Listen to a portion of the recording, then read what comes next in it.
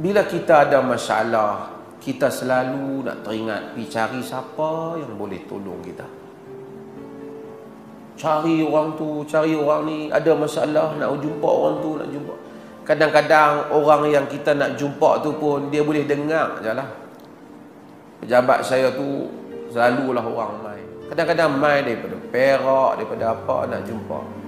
Kita ni mufti ni bukan Tuhan lantik, manusia lantik saja.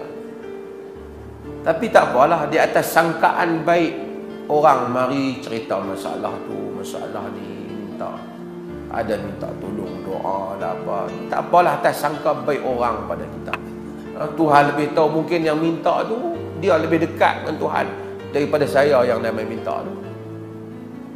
Tapi kita ada masalah nak jumpa menteri, harap-harap dapatlah appointment jumpa orang besar. Orang besar ni kata tak apa, minggu depan. Duk teringat minggu depan nak pergi tu macam seronok dah. Duk rasa macam nak selesai dah masalah. Belum tentu.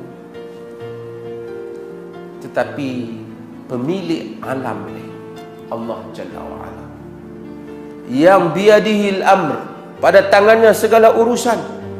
Wa huwa ala kulli syai'in qadir, dia maha berkuasa atas segala-galanya. Pemilik ini kadang-kadang kita tak pergi jumpa dia. Dia panggil kita, disuruh kita bangun pada waktu malam. Patut kita bangkit, segala masalah kita cerita pada dia. Dia maha mendengar. Kita cerita pada semua hamba-hamba dia masalah dia kita. Kita tak cerita pada dia. Bukan dia tak tahu, dia tahu. Tapi dia mau ilhah. Dia mau hamba itu merintih kepadanya. Ya ayyuhal muzammil, qumil laila illa qalila. Wahai orang yang berselimut, bangun pada waktu malam melainkan sedikit. Nisfahu aw inqus minhu qalila, separuh malam beribadat ataupun kurang daripadanya pada 1/3.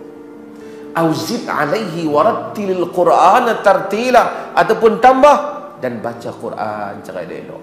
Allahu akbar. Siang baca kalut, malam semua terasa.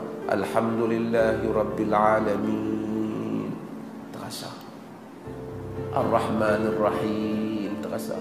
Dia sebut iyyaka na'budu wa iyyaka nasta'in, minta pertolongan Allah, terasa. Auzid alaihi warattilil Qur'ana tartila, inna sanulqi alaika qawlan thaqila, kami akan campakkan kepadamu perkataan yang berat. Tak boleh ditanggung perkataan itu oleh kepandaian, kepetahan bercakap. Ia ditanggung oleh salat malam.